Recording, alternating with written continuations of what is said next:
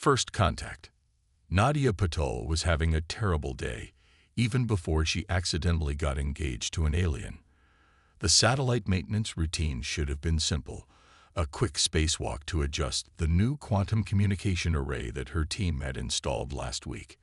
Instead, she found herself staring at an impossibly sleek spacecraft that definitely wasn't from Earth. "Houston, are you seeing this?" She called over the comlink, her heart racing as she watched the vessel shimmer with an otherworldly blue glow. Static was her only answer. The ship's surface rippled like liquid metal, and before Nadia could react, a figure emerged. Tall and graceful, with iridescent copper skin that seemed to shift colors in the starlight, the being moved through space with impossible ease. No suit, no protective gear, just elegant armor that looked more ceremonial than functional. "This is a restricted orbital zone," Nadia said, trying to keep her voice steady despite knowing her comms were dead. "I'm going to have to ask you to." The being raised a hand, and suddenly Nadia felt weightless in a way that had nothing to do with zero gravity. A soft voice echoed directly in her mind, musical and strange. "You carry the mark of the stellar resonance," it said. "I am Riven of the Celestial Guard. By the ancient laws, you have been chosen. I'm carrying the what now?" Nadia glanced down at herself, wondering if some alien technology was interfering with her suit's sensors. "Look, I'm just here to fix a satellite. Whatever you think you're detecting." The resonance does not lie. Riven moved closer, and Nadia noticed their eyes were like swirling galaxies in miniature. "Your energy signature matches the sacred patterns. This is unprecedented. No species outside the celestial accord has ever manifested the mark." Nadia's engineering mind kicked into overdrive. "Energy signature. Wait, are you picking up quantum entanglement readings?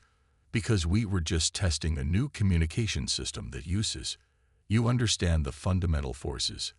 Riven sounded pleased. "This confirms the choosing." "The what?" "No choosing. I'm just a satellite engineer." "Whoa." Nadia's protest was cut short as her suit's proximity alerts went crazy.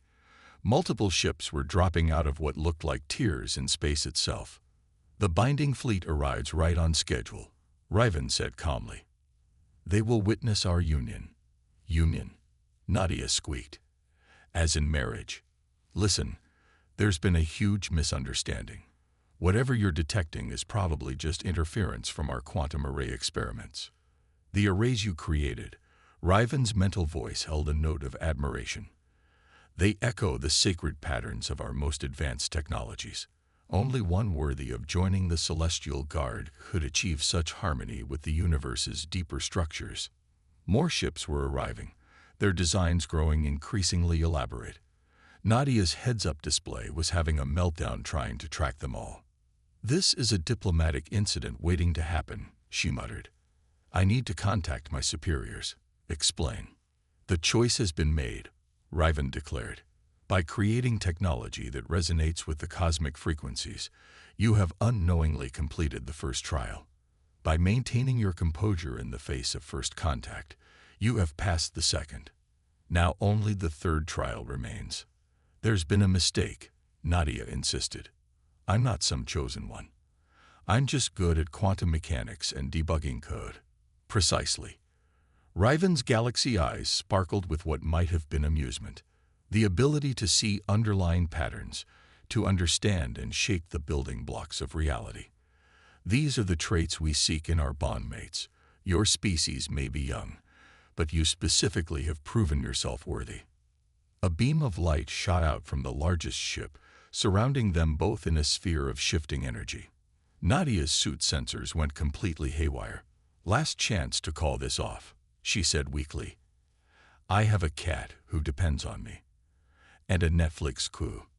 And I'm pretty sure getting space married to an alien violates at least 5 international treaties." "The final trial begins," Riven announced to their growing audience. "Nadia Patel of Earth, are you prepared to demonstrate your mastery of universal forces?" "Not really, no." But even as she protested, Nadia's mind was already analyzing the energy patterns around them. recognizing familiar quantum signatures beneath the alien technology. Despite herself, she was fascinated by the elegant mathematics of it all. "Your mind is already engaged with the challenge," Raven observed. "You cannot help but seek to understand. This is why you were chosen. I don't suppose you'd accept a strongly worded email declining the position?" Nadia asked, even as her fingers moved to her suit's interface, calculating quantum variables she'd never seen before, but somehow recognized. The energy sphere pulsed, and Nadia realized with a start that it was responding to her calculations. She was either about to cause a diplomatic crisis or make first contact history, possibly both. Well, she sighed, watching the quantum patterns dance around them. At least this will make an interesting story at the next engineering conference. Assuming I'm not court-martialed for unauthorized alien marriage. The final trial had begun, and somewhere far below, Earth's early warning systems were lighting up like Christmas trees as humanity realized they were no longer alone in the universe. All because Nadia Patel had been a little too good at her job. Cultural clash. The Celestial Guard's flagship made every space station Nadia had ever worked on look like a calculator next to a quantum computer. Crystalline corridors pulsed with living light, and every surface seemed to hum with frequencies that made her engineer's heart skip beats. "Your living quarters," Revan announced, gesturing to a chamber that would have made NASA's entire administrative board weep with envy. "I trust they will be adequate for your needs." Adequate. Nadia walked to what appeared to be a window, though the physics of what she was seeing made her question that classification. "I can see what looks like the quantum foam structure of space-time itself. This is incredible. You understand what you're seeing." There was that note of pleased surprise in Raven's mental voice again. Most species require years of training before they can perceive quantum structures. Understanding might be a strong word, Nadia admitted, pressing her hand against the not-quite glass. "But these patterns, they're similar to what we theorized in our quantum communication experiments, like looking at a master's version of an amateur sketch." A soft chime echoed through the chamber, and Raven's copper skin rippled with what Nadia was learning to recognize as concern. "The Council of Resonance demands your presence. They wish to evaluate our bond." Still not entirely clear on that part, Nadia turned from the window. "1 minute I'm doing routine maintenance, the next I'm apparently space engaged because my quantum experiments were too good." "Your work with quantum harmonics inadvertently replicated sacred patterns," Revan explained, leading her through corridors that seemed to rearrange themselves as they walked. "Patterns that, according to our most ancient laws, mark potential bondmates for the Celestial Guard." And nobody thought to leave a note. "Warning: quantum experiments may result in accidental alien marriage. We had no idea your species was capable of manipulating quantum forces," Revan admitted. "Your civilization is young. By all our calculations, you should have been centuries away from such achievements." They entered what had to be a council chamber, though it looked more like the inside of a kaleidoscope had married a supercomputer. Beings of various forms, some humanoid, others decidedly not, observed them from crystalline platforms. "The human engineer," a voice that felt like mathematics given sound announced. "Approach." Nadia stepped forward, trying not to show how much her knees were shaking. "Look, there's clearly been a misunderstanding. I'm just an engineer, Poe. Who created this?" A hologram appeared in the center of the chamber, her quantum communication array. Except now she could see it as they did, could perceive the delicate mathematical poetry of its design. Had she really built that? "The patterns are undeniable," another council member declared. "But she is untrained, undisciplined. The human could pose a security risk." "Hey," Nadia protested, professional pride overtaking diplomatic caution. "I wrote every line of code in that array myself. Triple redundant error checking, quantum encryption protocols." She stopped as she realized the council members were staring at her with what seemed to be increasing alarm. "You created these security measures, alone?" the first voice demanded. Well, yeah, it was my project. I mean, the team helped with implementation, but the core architecture. Nadia faltered as she noticed Riven's galaxy eyes had widened considerably. Among our people, Riven explained quietly, it takes a minimum of 3 masters working in concert to achieve such quantum harmonics. The strain of maintaining the patterns alone would overwhelm a single mind. Great. She'd apparently just admitted to being some kind of quantum savant in front of an alien council. Would this be a bad time to mention I also like to solve quantum optimization problems for fun on weekends? The council chamber erupted in what her translator rendered as multiple overlapping expressions of disbelief and concern. The human must be contained, one voice declared. Such uncontrolled ability. The human, Nadia interrupted, her patience finally snapping, is standing right here, and would really appreciate being included in discussions about her own future. Silence fell. Riven moved closer to her, a gesture that felt protective. She speaks truth. By our own laws, one who can shape quantum harmonics has earned the right to be heard. Very well, the mathematical voice conceded. Speak, Nadia Puddle of Earth. Explain why we should trust one who wields such power without training or constraint. Nadia took a deep breath. She was already in an impossible situation. Might as well go all in. You want to know why you should trust me? Because I could have used my quantum harmonics research for weapons, for profit, for power. Instead, I used it to build better communication systems, to help people connect across vast distances. She gestured to the hologram of her array. Look at the core architecture. Every pattern, every line of code is optimized for clarity and stability. I didn't even know these sacred patterns existed, but I chose them because they were elegant, efficient, beautiful. The council members conferred in frequencies her translator couldn't quite parse. Finally, the first voice spoke again. Your argument has merit, but the power you wield cannot go unguided. If you are to remain bonded to one of our most honored warriors, you must submit to proper training. About that bonding thing, Nadia started, but Riven's hand on her shoulder stopped her. The council's judgment is wise, Riven said. I will oversee her training personally. Wait, don't I get a say in? Additionally, the council continued as if she hadn't spoken. Given the human's unique abilities, she will assist in upgrading our quantum defense systems. Recent anomalies suggest our networks may be vulnerable to unauthorized access. Nadia's engineering instincts perked up despite herself. What kind of anomalies? That information is classified. A council member began, but the mathematical voice interrupted. Show her. If she is to be one of us, she must understand what she faces. New holograms appeared, quantum patterns that made Nadia's array look like a child's toy. But there was something wrong with them, distortions that shouldn't exist. Someone's trying to hack your quantum networks. She breathed, her mind already racing through possibilities. But that should be impossible at this level of technology. Nevertheless, it occurs, Riven said grimly. And if our defenses fail, the consequences would reshape the galaxy itself. Nadia stared at the corrupted patterns, a familiar excitement building in her chest. This was what she lived for, an impossible problem just waiting to be solved. When do we start the agenda?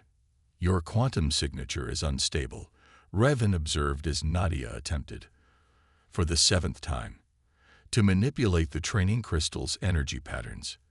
You're thinking too linearly. I'm an engineer, Nadia grumbled, wiping sweat from her forehead. Linear thinking is kind of our thing. Also, maybe a little more instruction beyond feel the quantum resonance would help. 3 weeks into her training, and Nadia was beginning to suspect that the Celestial Guard's teaching methods hadn't been updated in a few millennia. Everything was tradition, this, sacred patterns that. Would it kill them to write a user manual? You created quantum harmonics without instruction, Riven reminded her. Trust your instincts. I created them with computers and code. Not. She wiggled her fingers in frustration. Whatever this is supposed to be. But even as she complained, Nadia's mind was analyzing the crystal's behavior, recognizing patterns in its quantum fluctuations. It was like debugging a program, really, just with more dimensions and fewer compiler errors. The crystal began to glow, its internal lattice restructuring according to her calculations. For a moment, she could see /understand the quantum web that connected everything in the chamber. Then her concentration slipped, and the crystal went dark. Better, Riven said, though your technique remains unconventional. Story of my life. Nadia slumped in her floating chair, and she still hadn't figured out how those worked. Any word from the council about those network anomalies? Riven's copper skin darkened slightly, their equivalent of a frown. The attempts to breach our quantum firewalls continue. The patterns grow more sophisticated. Let me look at the raw data again. There's something familiar about those intrusion signatures. You should rest. The quantum exercises drain your energy. I'm fine. Nadia waved off their concern, pulling up holographic displays of the network logs. Just need some coffee. You guys do have coffee, right? Or some kind of cosmic caffeine equivalent. But Riven had gone very still, their galaxy eyes fixed on something in the data stream. This pattern. It shouldn't be possible. What pattern? Nadia leaned forward, following their gaze. Wait, is that? The chamber's lights flickered, and every display went dark. We're being locked out, Nadia realized, her fingers flying over the quantum interfaces. Someone's isolating this sector of the ship. Impossible. Only council-level access cooled. Riven stopped, their copper skin paling to silver. No. Warning klaxons began to sound, their frequencies setting Nadia's teeth on edge. Want to share with the class? These override codes. Riven's mental voice was tight with controlled anger. They belong to High Commander Sorrel, your boss. The one who's been so interested in my training progress. Nadia's mind raced. The one who kept asking about Earth's quantum research capabilities. The very same. Riven moved to the chamber's entrance, their ceremonial armor shifting into something much more combat-ready.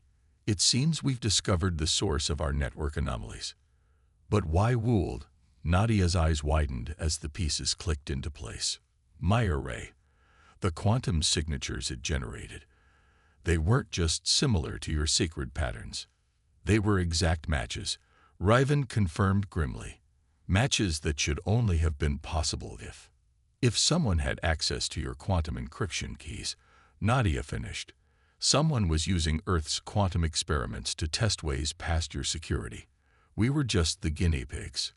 The chamber's environmental systems began to power down. On a normal spaceship, this would merely be uncomfortable. On a vessel that manipulated quantum states as casually as Earth tech manipulated electrons, it could be catastrophic.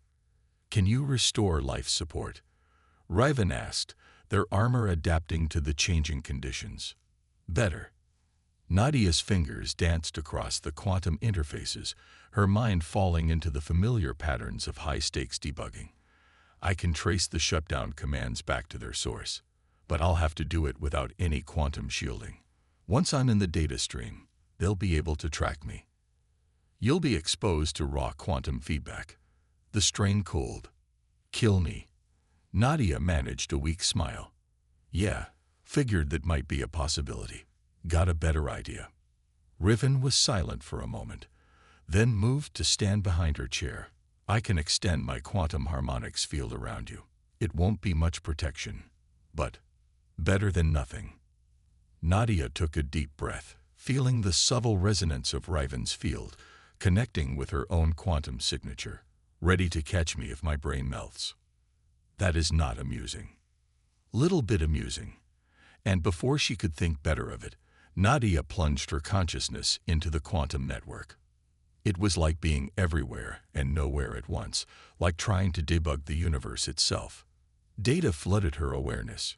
Ship systems, security protocols, personnel files, all written in quantum states instead of binary. There, a familiar pattern, moving through the ship's systems like a virus. She followed it, tracking its signature through the quantum noise. "Found you," she whispered, though her physical body felt very far away. "Command Center, Level 12. They're copying something. Massive data transfer. Our quantum defense protocols." Riven's voice seemed to come from across vast distances. "With those, they cooled. Create backdoors into every quantum network in the galaxy," Nadia finished, "including Earth's prototype systems. We were never the target. We were the test run." She could feel herself beginning to fade, the quantum feedback threatening to overwhelm her consciousness. But not before she saw one last thing. "Riven," she managed, her voice barely a whisper. "The transfer. It's not going to another ship. It's going to Earth." Then the quantum tide swept her away, and darkness claimed her. Breaking protocol. Consciousness returned to Nadia in waves of quantum static. Her first coherent thought was that dying should probably hurt more. Her second was that someone was holding her hand. "The quantum feedback should have killed you." Riven's mental voice was strained. "By all our medical knowledge, it should have destroyed your neural patterns completely. Guess I'm too stubborn to die." Nadia tried to sit up and immediately regretted it. Also, everything hurts, so maybe hold off on the should-have-died talk.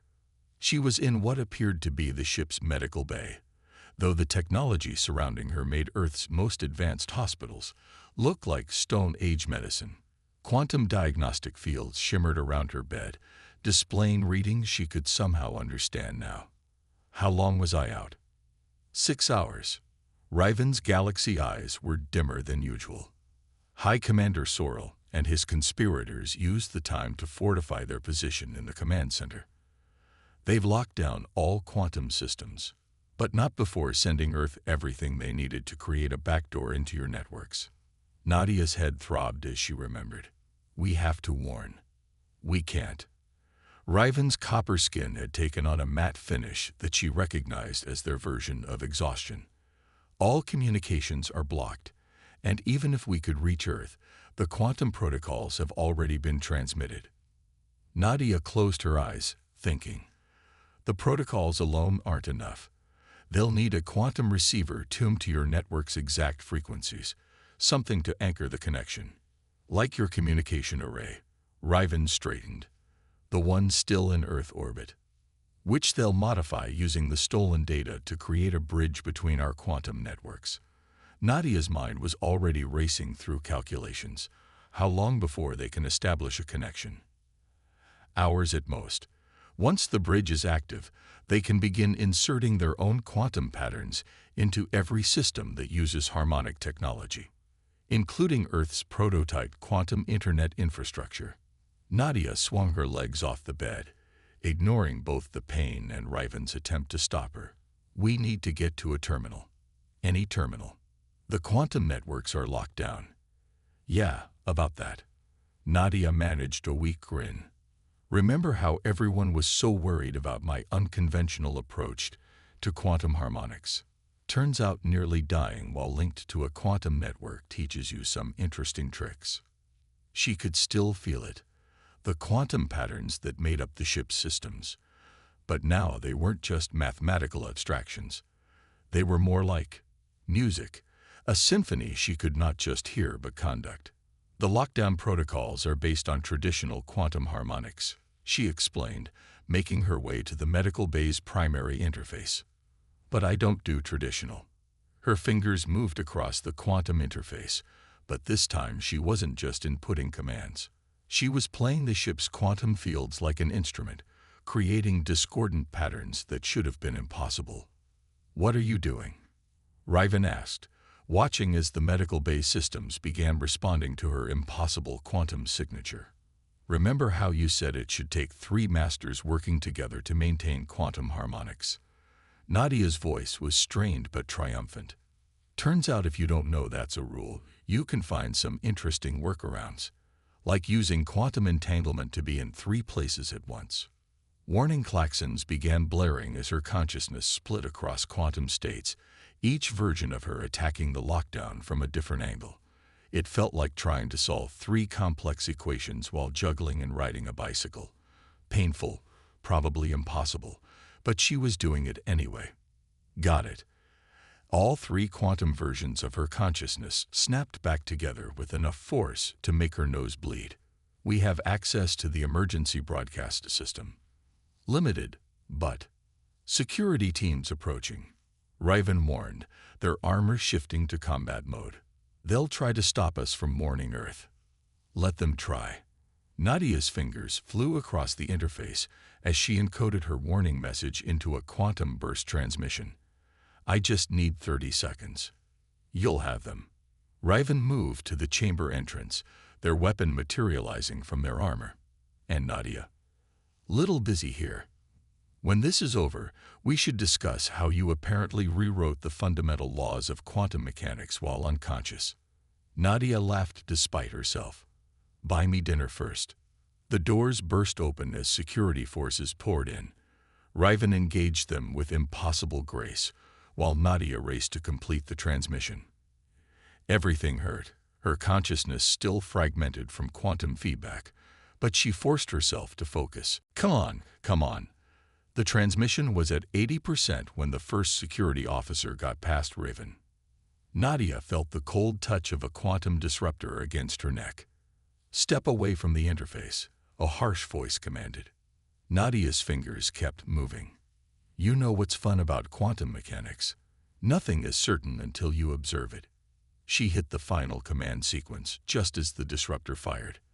The quantum burst shot toward Earth at speeds that violated several laws of physics, carrying her warning about the incoming attack. As consciousness faded again, she heard Raven calling her name, and hoped she bought enough time for what came next. Choosing destiny. The thing about quantum mechanics, Nadia reflected as she regained consciousness for the second time that day, was that it allowed for infinite possibilities. In some universe, she had probably died from that quantum disruptor blast. In another, she'd never left Earth at all. But in this universe, she opened her eyes to find herself in a holding cell, with Riven unconscious in the cell next door. Good of you to join us. High Commander Sorrel's voice came from beyond the quantum barrier.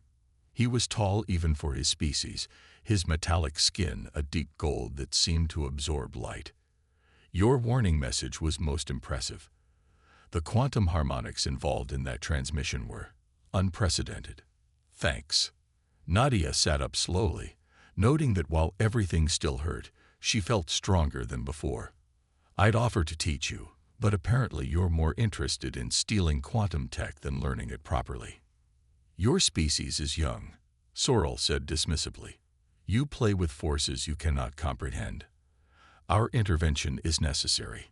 By intervention, you mean hijacking Earth's quantum networks, using stolen celestial guard protocols to take control of our systems, to guide them, to ensure they develop along proper lines. Sorrel's golden skin rippled. The quantum bridge is nearly complete.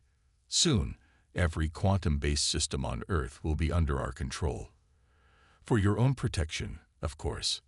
Of course. Nadia's mind raced.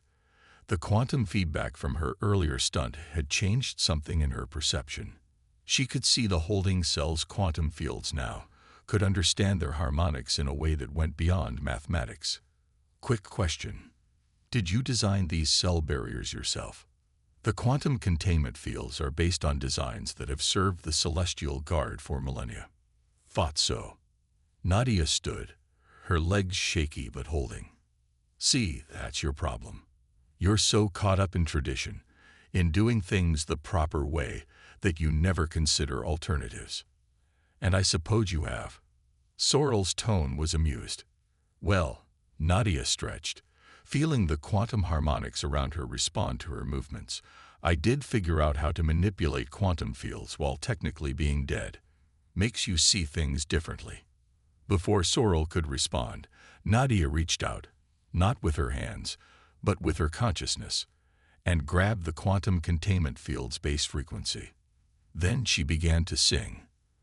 The look of confusion on Sorrel's face would have been comical if the situation weren't so serious. What are you? The holding cell's quantum barrier shattered like glass as Nadia's voice hit exactly the right resonance frequency. In the next cell, Riven was already moving, their combat instincts carrying them through the dissolving barrier. "That's impossible," Sorrel stammered, backing away. "The containment fields are mathematically perfect." "Math is just music with numbers," Nadia said, her voice hoarse. "And everything has a resonance frequency, even quantum fields." Alarms blared as security forces converged on their position. Riven moved to stand beside her, their armor reforming. "The quantum bridge," they said urgently. "It's about to go active." "Then I guess we better crash this party." Nadia closed her eyes, feeling the ship's quantum network spreading out around them like a vast web. "Think you can get us to the command center?" Through an army of security forces, Riven's galaxy eyes sparkled. "Gladly." What followed was a blur of motion and quantum manipulation. Riven carved a path through the security teams, while Nadia disrupted quantum systems in their wake, creating chaos in the ship's carefully ordered patterns. They reached the command center just as the quantum bridge began to power up. Through the viewport, Nadia could see her communication array in Earth orbit, now modified into something far more sinister. "Step away from the controls," Riven commanded, their weapon trained on the gathered conspirators. "You're too late," Sorrel said from his position at the main interface. "The bridge is already forming. Soon, every quantum system on Earth will be under our—" He trailed off as Nadia began laughing. "What's so amusing?" he demanded. "That warning message I sent." Nadia grinned. It wasn't just a warning. It was a virus, a quantum virus, specifically designed to target systems using stolen Celestial Guard protocols.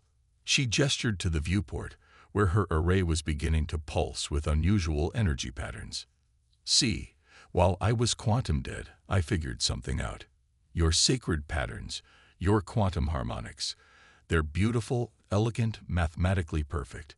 But that perfection makes them predictable, vulnerable." The array was glowing now, its quantum signature cascading through impossible frequencies. Earth's quantum networks are messy, improvised, held together with the digital equivalent of duct tape and hope. They're not perfect, which means the quantum bridge collapsed in a spectacular display of mathematical chaos. On screens around the command center, reports began flowing in of similar quantum failures across the ship. "Which means they're immune to your perfect quantum patterns," Nadia finished. "Sometimes being a little broken is better than being perfect." Sorrel stared in horror as his carefully laid plans crumbled. "What have you done?" "Created something new." Nadia stepped forward, her voice carrying the weight of quantum harmonics. "A bridge between our technologies, our ways of thinking, but not one built on control or theft." She turned to Riven, whose galaxy eyes were shining with something that might have been pride. "That's why your sacred patterns chose me, isn't it? Not because I was perfect, but because I could see a different way." "The Council will need to be informed," Riven said, as security forces loyal to them began taking the conspirators into custody. "Everything will change." "Good." Nadia watched Earth turning slowly below them, her quantum-enhanced senses picking up the chaotic, beautiful patterns of her homeworld's emerging quantum networks. "Change is how we grow." Later, after the Council had been convened and explanations given, after Earth's governments had been contacted and diplomatic channels officially opened, Nadia found herself back in her quarters with Riven. "So," she said, watching quantum patterns dance across the not-quite-glass window, "about that dinner you owe me." Riven's copper skin rippled with amusement. "I believe you are the one who suggested dinner." "Details." Nadia waved her hand dismissively. "The point is, saving the galaxy from quantum catastrophe works up an appetite." "Indeed." Riven moved closer, their quantum harmonics field synchronizing naturally with hers. "Though perhaps we should discuss how you rewrote the laws of physics first." "Oh, that's easy." Nadia turned to face them, smiling. "I just needed the right inspiration. As their fields merged in a dance of quantum possibilities, Nadia reflected that some accidents, even accidental alien engagements, turned out to be exactly what you needed without knowing it. The universe, after all, worked in mysterious ways, sometimes even mathematically perfect ones.